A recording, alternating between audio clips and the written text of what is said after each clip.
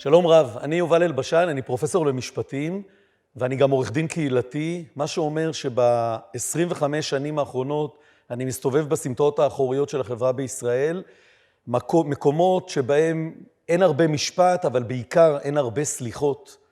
ואני כבר הרבה שנים בעקבות זה חושב על הקשר הזה בין סליחה לבין משפט, בין יום הדין לבין יום הסליחה. ואני יודע שזה נשמע לכם, אני רואה כבר גבות מתרוממות פה בקהל, כאיזה שני מושגים שלא קשורים אחד לשני. מה הקשר בין סליחה, שזה עולם שהוא כאילו לבר משפטי, לבין משפט, שזה עולם של חוק, של סדר, של צדק. איך הדברים האלה עומדים אחד עם השני?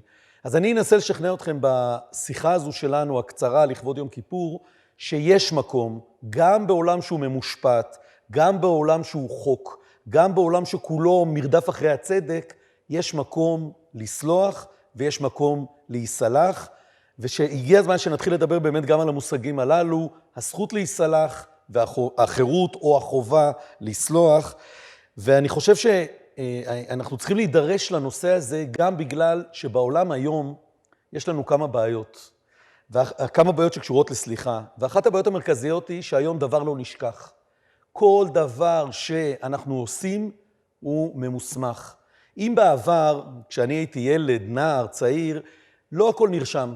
אותי תפסו פעם אחת במה שקראו אז פילוח, גניבה מחנות של עיתונים. זה לא נרשם בשום מקום, עשו לי, באותה תקופה זה עשה רעש גדול, אבל אחרי, ידעתי שזה לא יהיה לאורך זמן, ואכן זה נשכח. היום הכל נרשם. המחשב, הרשת, הדיגיטל זוכר הכל. ואם זוכרים הכל, השאלה אם אפשר גם לסלוח. וזאת שאלה שהיא סופר קשה, ואני רוצה בעיקר לשאול באמת, האם בעולם שדבר לא נשכח בו, אפשר וצריך לסלוח. עכשיו, איך בכלל הגענו לסליחה? הרי הסליחה מלווה אותנו כל האנושות. ובאמת, כל ההיסטוריה כשאנחנו מסתכלים, אנחנו רואים את הסליחה, גם אם יש לה מושגים אחרים, במקרא היא מופיעה בתור נשיאה, באלף, נשיאה בעוון, זה בעצם לסלוח. אם אנחנו מדברים, הסליחה הייתה מאוד, הייתי אומר ככה, משמעותית. אם מסתכלים על תרבויות יחסית מוקדמות, רואים את הסולחה, רואים את הסירקלינג, רואים הרבה שיטות משפט שבהם הסליחה הייתה במרכז. למה היא נעלמה? או מתי היא נעלמה? אז התשובה היא שהיא נעלמה כמו הרבה דברים בתקופת הנאורות. אנחנו מדברים על המאות ה-14, 15, 16 ואחריהן, שבהם בעצם המשפט התחיל לקלוט ולבעבע רעיונות חדשים. קודם כל את רעיון החירות. הרעיון שכל אחד ואחת מאיתנו, חברים וחברות, יכול לכתוב את ספר חייו כרצונו. לא כמו בעבר שהיה לנו גורל, והגורל הכתיב לנו את הכל, איפה שנולדתי שם אני אמות, ומה שסבא שלי עשה, כנראה גם הנכד שלי יעשה, ואין לי לעשות שום דבר, אסור לי להרים ראש, ואסור לי להרים גב, לזקוף גב, ואסור לי להתנגד לגורל, כי מי שמתנגד לגורל משלם מחיר יקר. באה הנאורות ואמרה לנו, יש חירות. יש לנו חירות גדולה, אנחנו יכולים לכתוב לבד את ספר החיים שלנו. אנחנו האדונים, אנחנו הגבירות של הסיפור חיים שלנו. אנחנו נקבע באיזה דיון אנחנו נכתוב, אנחנו נקבע מאיזה מילון ניקח את המילים, אנחנו נקבע מה יהיה הפרולוג ומה יהיה האפולוג, אנחנו נקבע ככל שאפשר. רעיון החירות הזה בא בד בבד עם שני רעיונות נוספים לתוך עולם המשפט, כי אחרת לא היה לו קיום.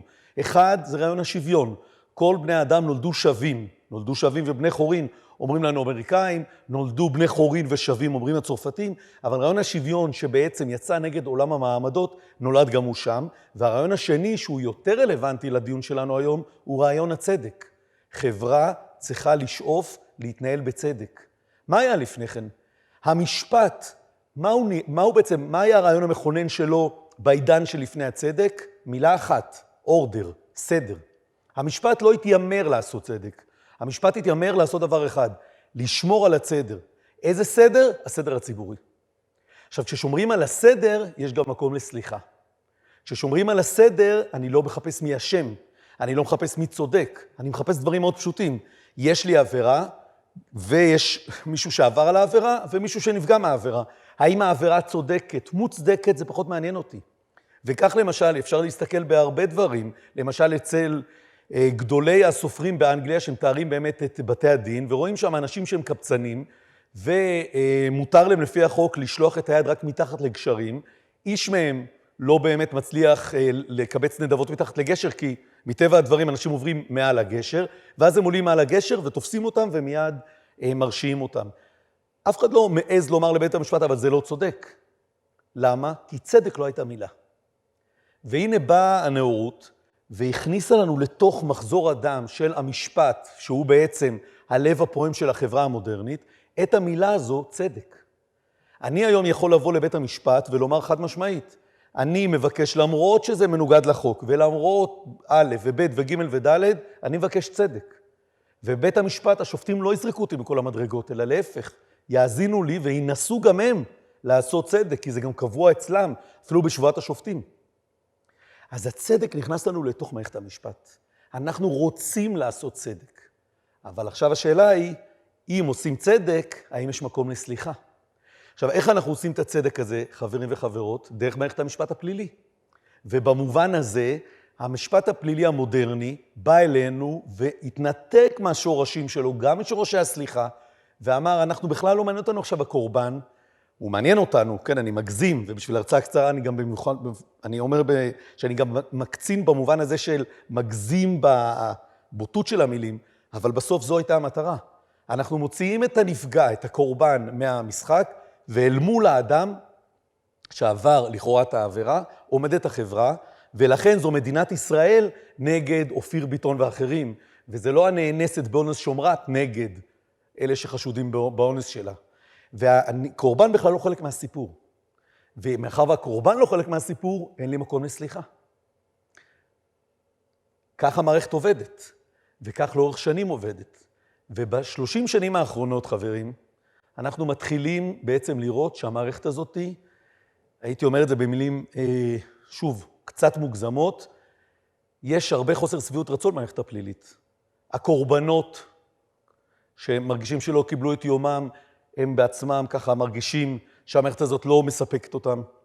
העבריינים לכאורה ובדיעבד והחפים מפשע מרגישים, ובעיקר החברה מרגישה שהיא מפסידה כל פעם יותר מפעם אחת. כי למשחק הפלילי הזה נכנסים שני צדדים, הקורבן והעבריין, לפחות אחד מהם יצא תמיד כשהוא מרגיש שהוא נדפק ושהמערכת לא קיבלה את גרסתו הצודקת, ובדרך כלל גם השני שלכאורה קיבל את יומו ירגיש שהוא לא קיבל אותו עד הסוף. אז גם אם הקורבן מרגיש שהעבריין נענש, הוא מרגיש שהעונש שהוא קיבל הוא לא עונש ממצה, ואם העבריין נכנס בחף מפשע, אז הוא כבר יצא לנו מהכלא כשהוא כולו אשם עד מראשו ועד לאצבעות רגליו, ובמובן הזה אנחנו החברה מפסידה פעמיים, פעם מהצד של הקורבן ופעם מהצד של העבריין. לכן אנחנו בשנים האחרונות חוזרים יותר ויותר למושג הזה סליחה, כשהיום אנחנו מכסים עליו וקוראים לו בעצם בשם חדש צדק מאחה. בעצם חוזרים לגישות הקודמות של סליחה ומשפט, שבעולם המוסלמי זה נקרא סולחה, באפריקה זה יקרא סירקלינג, מעגל, שבהם אנחנו לא באים לבית המשפט כדי למצוא צדק, אלא אנחנו באים לחברה כדי למצוא מקום לסליחה. המדינה הראשונה שלקחה את הסליחה ובנתה לבית, הייתה דרום אפריקה, אחרי סיום משטר האפרטהייד, כאשר נלסון מנדלה, עורך דין, מנהיג דגול, שצמח על כתפי הסירקלינג, אותה שיטת מעגל של עשיית סליחה, הגיע לשלטון. ברגע שהוא עלה ב-1995, הוא חוקק חוק שנקרא חוק האמת והפיוס, שבעקבותיו למעשה התחיל התהליך הזה של החזרת הסליחה לעולם המשפט.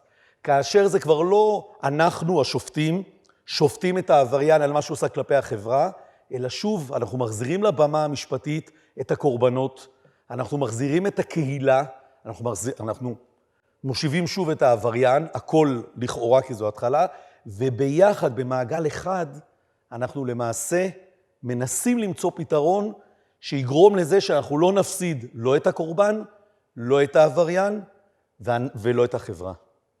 כמה הערות בכלל על מושג הסליחה.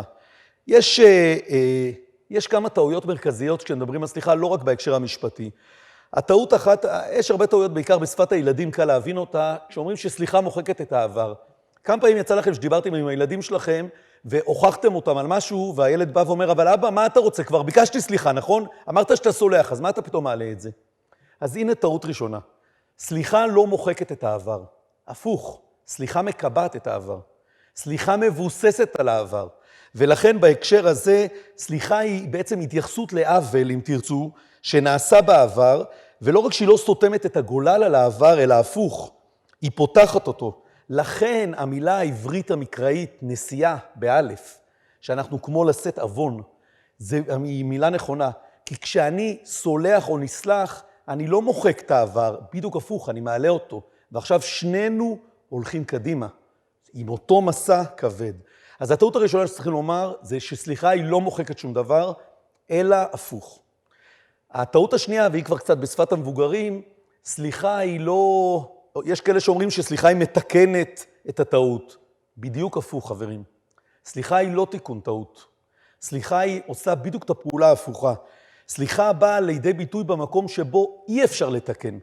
ופה זה הפרדוקס, אם אפשר לתקן, אני מתקן וגמרתי את הסיפור. ופה זה הפרדוקס של הסליחה. כי במקום שבו דרושה הכי הרבה סליחה, זה המקום שנעשה הכי הרבה עוול שלא ניתן לתיקון. זאת אומרת, כשאני בא לכלי הזה שנקרא סליחה בעולם המשפט, אני בא למקומות שלמעשה אי אפשר להשיב את המצב לקדמותו. אין דרך. אדם אנס אישה. אי אפשר להחזיר לאותה אישה את מה שהיא הייתה לפני האונס המחריד. אי אפשר להחזיר לה לא את הפגיעות הפיזיות, אי אפשר להחזיר לה את תחושת החוסר ביטחון, אי אפשר להחזיר לה את העובדה שבמקומות הכי אישיים, רגשיים, הכי נשלטים שלה, היא איבדה כל שליטה, ומישהו ברגל גסה רמס אותה ורצח את נפשה. אי אפשר. גם סליחה, וגם עונש אגב, וגם צדק במובן הזה, לא יכולים לעזור לה לחזור למה שהיא הייתה לפני כן. לכן סליחה היא לא תיקון של טעות, היא בדיוק הפוך. והפרדוקס הזה, שגם דרידה וגם אחרים דיברו עליו, שדווקא במקום שאנחנו מבקשים סליחה, זה המקום שבו הכי קשה לסלוח, כי הכי קשה לתקן את הטעות הנוראה שנעשתה, זה צריך להוביל אותנו. והרעיונות האלה, חברים, שאחד, סליחה היא לא מחיקת העבר. הסליחה צופה פני עבר, ולהפך, מכבדת אותו בזה שהיא נותנת את הסיפור. ומצד שני, סליחה היא גם לא תיקון הטעות בעתיד, כי אי אפשר לתקן את מה שקרה. שני הרעיונות האלה ישבו בראשו של אותו אדם דגול, נלסון מנדלה, כשהוא בעצם, יחד עם עוד 5 אנשים, התחיל לחשוב מה הוא עושה עם האומה המדממת הזאת, דרום אפריקה, כאשר השלטון של האפרטהייד נגמר, הבחירות הרב-גזעיות הראשונות יוצאות, והוא נבחר להיות נשיא של כולם, של השחורים ושל ההודים ושל הצבעונים ושל הלבנים. מה עושים בקבוצה, במדינה, שבמשך למעלה מ-40 שנה דיממה ודיממה קשות? לא רק שאנחנו מדברים על נרצחים ונאנסים ועל אנשים שנעקרו להם העיניים במשטרה ודברים מהסוג הזה שאנחנו עוד מעט גם נראה במהלך ההרצאה הזו. לא רק זה, באמת אכזריות אנושית משני הצדדים, בעיקר מקרות המשטרה, שהיא כמעט בלתי נסבלת. איך מתקנים את זה? עכשיו, למנדלה בעצם היו 2 אופציות. הייתה את האופציה שכולנו השתמשנו בה, כולנו, העולם המודרני, המערבי, אחרי מלחמת העולם השנייה ואחרי השואה. אפשר היה או להעניש, להעמיד לדין, כמו משפטי נירנברג שזכורים לנו, מ-1945 עד 1948, או לתת חנינה ולשכוח, כמו שבדרך כלל קרה. אתם יודעים, אנשים בישראל שגדלנו כולנו על נושא השואה, קשה לנו הרבה פעמים לזכור שמרביתם המוחלטת של הפושעים הנאצים ועוזריהם קיבלו חנינה. כל משפטי נירנברג, שאני גם מוסיף מהצדדים וכו' וכו', זה 200 איש. זהו.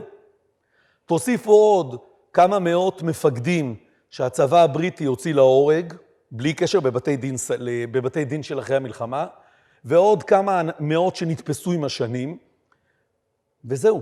מכל המכונה הנוראה הזאת, מחוללת הזוועות הכי גדולה בהיסטוריה האנושית שהכרנו, שנקראת הרייך השלישי, מספר האנשים שעמדו לדין אפסי. כמעט כולם קיבלו חנינות, חלק הייתי אומר, הייתה עצימת עיניים למעטים, ורובם המוחלט קיבלו חנינה מסודרת בגרמניות, בשתי הגרמניות, בגרמניה המערבית זה היה ב-1961 באופן סופי. אז האופציה האחת הייתה להעמיד לדין, האופציה השנייה הייתה לתת חנינה. מנדלה אבל הסתכל היטב על מה קורה כשמעמידים לדין, מה קורה כשנותנים חנינה. כשנותנים חנינה המשמעות היא אחת, שאנחנו בעצם מכחישים לטענתו את העבר. שזה אומר ש40 שנה שחבריו לתנועה, לקונגרס הלאומי האפריקאי, הקיזו את דמם במאבק בשלטון דכאני שלא היה דברים כמותו, בעצם אני מוחק אותם ואומר כל המאבק היה לא רלוונטי, מה שהיה היה, הכל נגמר. הוא ידע שהם לא יוכלו לקלוט את זה. הוא ידע שהוא עצמו לא יוכל לחיות עם זה. האופציה השנייה, האופציה של משפט, הייתה גם היא בעייתית. כי הוא ידע שאם הוא ילך למקום הזה, אחד, הוא יאבד חלק מהלבנים, אליטה שהוא עדיין צריך אותה כדי לשמר את דרום אפריקה, ו25 שנה אחרי, היום, ב-2020, אנחנו יודעים כמה הוא צדק. ומי שמעקם את האף פה בקהל, ואומר, אנחנו יודעים מה המצב היום בדרום אפריקה, ואיך הלבנים חיים בשכונות, סגורות ומפוחדים וכו', אני מציע להם ללכת למקומות שגם אני הייתי בהם, לבורונדי, למקומות אחרים, תשוו בין בורונדי לדרום אפריקה ותראו גן עדן לעומת גיהנום. אז האופציה השנייה הייתה של המשפט, גם לה היה מחיר. אבל בעיקר מה שהטריד אותו, זה מה קורה במשפט לא לעבריינים ולא לאליטה לבנה, אלא מה זה עושה לאנשים שמעידים, מה זה עושה לקורבנות. והוא הסתכל במובן הזה, היה לו מודל אחד שקרה פה ממש, לא רחוק מהבית שאנחנו נמצאים בו היום, מבית אביחי, פה במרכז, ברחוב בצלאל, לא רחוק מאיתנו כאן בירושלים, היכן שנעשה משפטו של אייכמן, תיק פלילי 40/61, שזה נעשה בבית העם, היום זה נקרא מרכז ג'רר בחר, למי שמכיר, על הבמה, לפני השיפוץ האחרון, זאת הייתה אותה במה, כאשר בעצם שפטו את אחרון הפושעים הגדולים, את אדולף אייכמן, מה זה עשה לאנשים? ובואו נזכר לשנייה במה זה עשה, ואולי ברגע, אחד מרגעי השיא, היו הרבה רגעי שיא במשפט אייכמן, אבל אולי אחד הנזכרים יותר מכל שלהם, הייתה עדותו של קצטניק, שהיה בין היחידים שפגשו את אייכמן ממש במהלך המלחמה, ולכן היה חשוב מאוד שהוא יעיד, ומאחר והוא לא רצה להעיד, בעצם הביאו אותו לבית המשפט, הוא עמד על הבמה, והוא עמד מול האדם שמוטט עליו, לא הוא, אלא שייצג את השלטון, שמוטט עליו, על קצטניק את כל חייו, את כל עולמו, והוא לא הצליח למצוא מילים חוץ מאשר המילים המפורסמות שלו על הפלנטה האחרת ששמה אושוויץ, ואז הוא ממולל אותה, ומנדלה סיפר בכמה רעיונות שהתמונה הזאת של הקורבן האולטימטיבי, האדם הזה ששמו קצטניק, שהשמו הוא כמו המספר שטבוע בכחול על זרועו, התמונה הזאת מתמוטט על המשפט, היא תמונה שהוא לא הצליח לשכוח. בואו נראה עכשיו את הקטע מתוך, באמת, דקה, מתוך העדות של קצטניק. אני כבר מתנצל מראש שהאיכות היא לא טובה, בצילום המקורי האיכות הייתה לא טובה, היה גם בלגן באולם, לא בדיוק חשבו שזה יהיה משהו לעתיד, ולכן צילמו את זה גם בצורה חצי פיראטית. הוא מדבר, אנחנו נראה את שלושת השופטים, בראשם את אב בית הדין לנדאו, שמנסה לנהל את המשפט. גדעון האוזנר הוא התובע, הוא רואה שקצטניק בעצמו מאבד את העשתונות, הוא מנסה לשכנע אותו, קצטניק לא שומע, יהיה לנו קשה להבין, אבל נדמה לי שכשאומרים לשמוע, לראות את הקולות, זה ביטוי שמתאים גם לקטע הזה. בואו רק נראה מה קרה, ולמה את מנדלה זה שכנע שזו לא הדרך הנכונה. הם לא לחשו כפי כדרך שלובשים כאן. הם לא נולדו שם ולא הולידו. נשמו לפי חוקי טבע אחרים. הם לא חיו לפי החוקים של העולם כאן ולא מתו.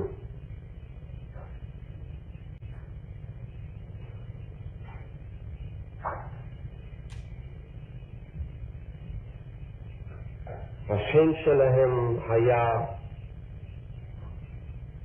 המספר קפצטניק. קרוב לשנתיים ימים חלפו ממני, ותמיד השאירו אותי אחריהם. אני רואה אותם, הם מסתכלים בי, אני רואה אותם, אני ראיתי אותם ליד הפור. אולי תרשה לי מר דינור, אני אציג לך מספר שאלות, אם טוב הדבר בעיניך. אני זוכר.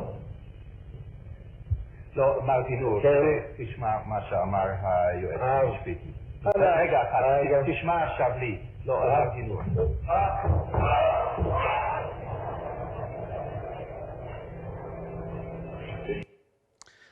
מה ראינו? ראינו מה שבנדלה ראה. ראינו אדם שבשביל עשיית הצדק נגרר כמעט בעל כורחו לעברו, לדברים שהוא כבר חשב שהוא כבר לא יצטרך להתמודד איתם, לדברים שלמען האמת הוא לא הפסיק להתמודד איתם, אבל הוא לא חשב שהוא יצטרך לתת להם מילים נוספות, וההתמוטטות שלו סימלה, לפחות בעיני מנדלה, אבל גם בעיני משפטנים אחרים, את הקושי של המשפט להתמודד עם טראומות באמת כל כך גדולות כמו הטראומה הזו. ולכן כשמנדלה רואה את זה, הוא אומר, אני רוצה כלי אחר.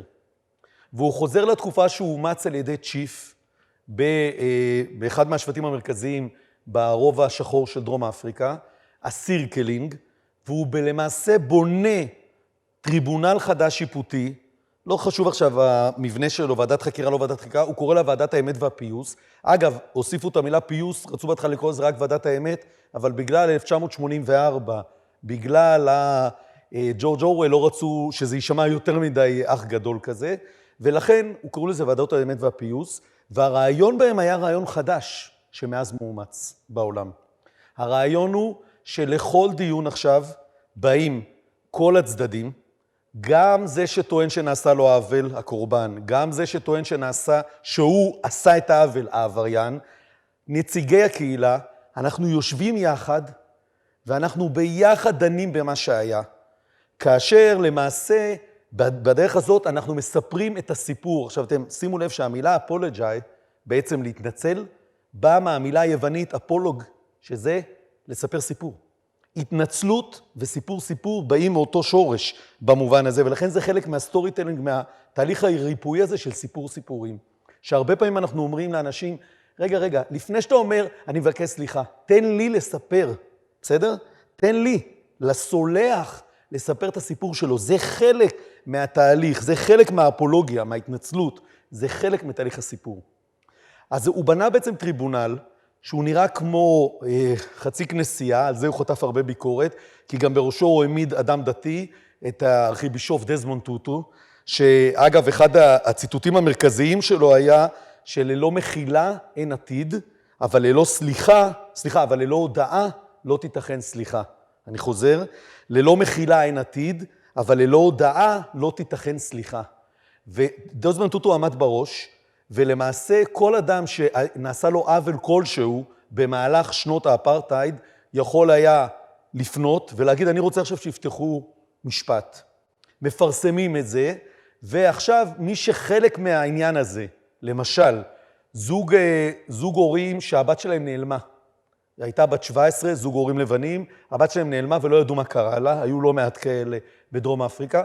מפרסמים שביום זה וזה, ביתם שנראית כך וכך, פתחנו הליך.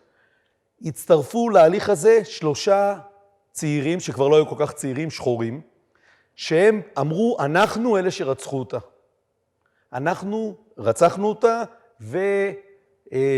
ובעצם כיסינו אותה, זאת אומרת, הכבנו אותה, הסתרנו את קברה. אנחנו אלה שעשינו את זה. עכשיו הם יושבים ביחד. הוועדת האמת והפיוס היו לה כמה סמכויות. היה לה סמכות אחת לתת פיצויים, זה כרגע לא חשוב, אבל אלו 2 סמכויות שהן רלוונטיות לנושא הסליחה. האחת, היא הייתה יכולה לתת חנינה לכל הנסלחים. בתנאי אחד, בשני תנאים, סליחה. אחד, שהם סיפרו את האמת וכל האמת שהם יודעים. 2, שהם מצהירים שהם עשו את זה על רקע פוליטי. שוב, גם זה עורר הרבה ביקורות, אני לא נכנס כרגע, זה בדיוק הפוך ממלחמת העולם השנייה ומנירנברג. בנירנברג ובכלל בעולמנו, אם אתה עושה פשע על רקע אידיאולוגי, זה רק מחמיר, זאת סיבה לחומרה, לא סיבה לקולה. פה זאת הייתה סיבה לקולה. אז ברגע שבאו אותם 3 צעירים, ואומרים, אנחנו תפסנו אותה, אנחנו אנסנו אותה, הם תיארו את האונס לפרטי פרטים. אנחנו עשינו לה את הנורא מכל ורצחנו אותה, ואנחנו אלה שאחר כך גם הכבנו את גופתה, זוהי האמת, זוהי כל האמת, ואנחנו עושים את זה על בסיס, עשינו את זה בחלק מהמאבק בשלטון הלבן, כחלק מהמאבק לחירות, בית המשפט, שהוא ועדת האמת והפיוס, נתנה להם חנינה. שימו לב מה לא נדרש בתנאים של ועדות האמת והפיוס. לא נדרשה מחילה, לא נדרשה חרטה, לא דרשו מאנשים להתחרט, מאלף ואחת סיבות, העיקרית בהם זה שנלסון מנדלה לא חשב שראוי שהאנשים שחשבו שהם עושים את הדבר הצודק, יגידו שהיום הם מתחרטים. הם יכולים להבין את הכאב, הם יכולים להצטער על הכאב, הם לא חייבים להתחרט. ולכן לא הייתה חרטה. אותה שלישיית צעירים התחרטה. ותוך כדי המשפט הם ביקשו סליחת זוג ההורים שזו הייתה ביתם היחידה. וכאן קרה דבר מדהים, שההורים האלה, פרוטסטנטים, אולי זה קשור כמובן לדת, ההורים האלה אימצו אחרי המשפט את אותם צעירים, ובאמצעותם הם פתחו עמותה על שם הבת שלהם, שאחד מאותם 3 צעירים הוא המנהל אותה, שלחו אותו ללמוד משפטים, והוא מפיץ את הרעיונות האלה של הסליחה ושל האמת והפיוס בכל רחבי העולם. הוא גם הגיע אלינו לירושלים לפני כמה שנים, ללמד אותנו את המנגנון הזה של איך לוקחים אומה מדממת, ומעבירים אותה לא דרך מנגנון הצדק, שהוא מנגנון בינארי שיש בו רק אחד צודק ואחד טועה, אלא דרך מנגנון הסליחה, שבו יש כמה סולחים וכמה נסלחים, ואיתו אפשר אולי להגיע לימים קצת יותר טובים. אני רוצה לספר לכם אבל על מקרה שהסליחה לא הצליחה, וזאת פרשה שטלטלה בזמנו את דרום אפריקה, שגם ככה הייתה מטולטלת, פרשה שבאה לפני ועדות האמת והפיוס, שפעלו עד 1998, פרשה של אדם בשם אחמד תימול, שבשנת 71, כשהוא היה בדיוק בן 30, נעצר ונלקח לאחת התחנות המשטרה הכי ידועות לשמצה בדרום אפריקה, תחנת פוסטר שמה, בקומה העשירית, ואחרי כמה שעות שהוא עונה בהם, הוא נזרק מהקומה העשירית וכמובן מת. בדיון המשפטי שהיה תוך כדי התקופה ההיא, ב-1971, נקבע בפסק הדין שהוא התאבד. את האמא שלו, שאנחנו מיד נראה, היא לא יכלה לשאת את המחשבה הזאת, מהסיבה פשוטה. היא ידעה שהבן שלה סבל תמיד מפחד גבהים. עכשיו, כל מי שהוא הורה בקהל, וגם מי שהוא לא הורה, אני רואה פה כמה צעירים גם, יודע כמה זה נורא, אני אקח לי הרבה זמן להתאושש מזה, לחשוב שהילד שלך, שכל החיים, היא סיפרה שכל החיים הם גרים בקומה שנייה, הוא לא התקרב לחלונות, את השניות האחרונות שלו פה על כדור הארץ, הוא בילה בהתגשמות הסיוט הכי גדול שלו, כשזורקים אותו באוויר מהקומה העשירית, אלא להתנפץ לתוך המדרכה. זה שיגע אותה. 25 שנה אחרי הרצח הזה, היא מגישה בקשה לוועדת האמת והפיוס. והיא בעצם מבקשת דבר אחד, אמת. היא מוכנה לסלוח אם יתמלאו 2 התנאים שדיברנו מראש. שזה אומר, 1, ספרו לי את האמת, כי כמו שאמרתי, הסליחה היא לא מוחקת את העבר, אלא להפך, מנקה את החול מעליו ומאפשרת לנו לראות את העבר נכוחה, ואי אפשר לתקן את הטעות, את החיים שלה, זה היה בנה היחידה. אנחנו נראה עכשיו דקה, אולי טיפה יותר, מתוך העדות שלהם, שבה היא מספרת מה לדעתה קרה שם, כשאל מולה יושבים 4 מתוך 7 השוטרים שהיו באותה שעה, באותה קומה עשירית בתחנת המשטרה, ולא משתפים פעולה. בואו נראה. And that أنت هواجك سبر كرة أنت هوا. please take it easy, control yourself, get calm. Tomorrow time you all right. Please take your time.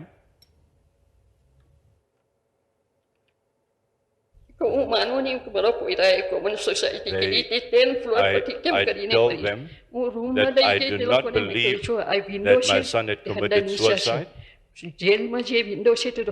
And I showed them the window of my room, and I told them it is impossible for him to have jumped, and that they did not look after him, and they told me that he had jumped and had died. And this was on Wednesday. On Friday morning, at the Hillbrow mortuary,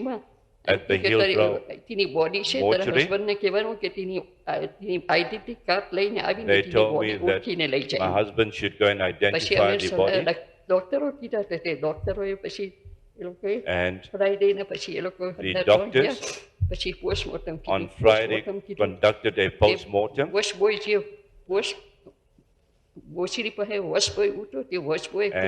the mortuary told us that he worked there for 24 years and that a post-mortem normally takes 20 minutes, but this is the first time it had taken 4 hours. The call for prayer on Friday then went on, and after... ואנחנו רואים, אני אחסוך לכם את ההמשך, את התיאור זוועה, קשה, מותר היה לדבר בכל שפה. היא מספרת פה שהפוסט-מורטום לקח 4 שעות, בערך זה לא לוקח כל כך הרבה, זה לוקח הרבה פחות, בגלל שעקרו לו עין, בגלל שמחצו לו את האשכים, בגלל ששלפו לו ציפורניים, בגלל שעינו אותו. והיא מספרת את כל זה, ומצפה שהצד השני, השוטרים יודו באמת שהוא לא יתאבד, אלא שהם עשו. השוטרים באותה פרשה אמרו שהם באמת עקרו לו את העין, ובגלל שהוא לא ראה הוא נפל, הם לא טענו שהוא זרק אותם. בית המשפט לא האמין להם, בית המשפט, ועדת האמת והפיוס, קבע שהם לא גילו את כל האמת ולכן הם לא ראויים לחנינה, אבל קבע בפסק דין הצהרתי, שהבן שלה, אחמד תימול, נרצח ולא התאבד ולא נפל, אלא נרצח על ידי השוטרים. על הפרשה הזאת של אחמד תימול נכתב ספר, האחיין, הבן דוד של אחמד, שהוא זה שחיבק אותה כרגע את האווה תימול בסרט שראינו, את האמא, כתב ספר שנקרא אחמד ג'סטיס, הצדק של אחמד, שבו הוא אומר זה לא שווה, כי בסוף השוטרים האלה הלכו לחופשי, כי אפשר להשתמש במה שהיה בוועדת האמת והפיוס, אפשר להשתמש להליכים אחרים, והם לא הודו בכל האמת, ובסופו של דבר שילמנו מחיר כזה כבד על הפיוס, אבל לא קיבלנו את האמת. אבל האמא חשבה אחרת, והיא הסתובבה עד יומה האחרון עם חתיכת הנייר, שעליה כתוב פסק הדין שאחמד שלה נרצח. 25 שנה אחרי פסק הדין שקבעו שהוא התאבד, היה לה פסק דין אחר שקיבל את הסיפור שלה, נתן לו שיניים, ולמעשה גם כשהיא נפטרה, וסליחה על הדרמטיזציה, אבל זה נכון, מצאו בכיס שלה את פסק הדין. אז הנה הקשר בין סיפורים לבין סליחה, הקשר שהוא גם, הוא לא רק בעניין לשוני דרך המושג to apologize, אלא גם המהותי. ולפחות באומה הזאת, בדרום אפריקה, זה גם עבד. אנחנו רואים את זה היום יותר ויותר בהרבה מקומות. גם פה בירושלים יש לנו פרויקט צדק מאחה בנוער. אנחנו מדברים היום גם בנושאים של עבירות מין על צדק מאחה. זאת אומרת, לשבת ביחד, שני הצדדים, סולח, נסלח, ולהוריד רגע קצת, לעזוב רגע את הצדק, לדבר על מה היה, לדבר על מחילה. זה נכון במערכת המשפט, זה נכון בכל יום, ולא רק ביום כיפור, אבל יום כיפור מבחינתי זו הזדמנות להתחיל לטפטף את זה גם לתוך המשפט הישראלי. כי אם אנחנו רק נרדוף אחרי הצדק המוחלט, שיש בו מקום רק לאמת אחת תמיד, יש הרבה גרסאות של צדק, אבל רק אחת היא הצודקת. לעומת זאת, במקום של סליחה ומחילה, יש יותר מקום לגמישות, אז כולנו, אני חושב, נרוויח, כמו שדרום אפריקה הרוויחה אחרי ועדות האמת והפיוס, כאמור, 1998. אז כמו שאומר דזמונד טוטו, הארכיבישוף ראש ועדות האמת והפיוס, ללא מחילה אין עתיד, וללא הודאה אין סליחה, אבל אני רוצה אל מולו להגיד משהו שהוא המוטו שלי מאז שאני נכנסתי למקצוע הזה, זה מוטו מתוך אוסקר ויילד האדיר, שאמר משפט נדמה לי שהייתי שמח שהוא היה מחוקק על הקירות של כל בתי המשפט, והלוואי שהיינו קוראים להם בתי הסליחה ולא בתי המשפט, ואמר כך, רק יחידי סגולה מבקשים צדק. האנושות כולה משתוקקת רק לדבר אחד, לרחמים. ובזה, בעיניי, האנושות צודקת. תודה, ושיהיה לנו יום כיפור משמעותי.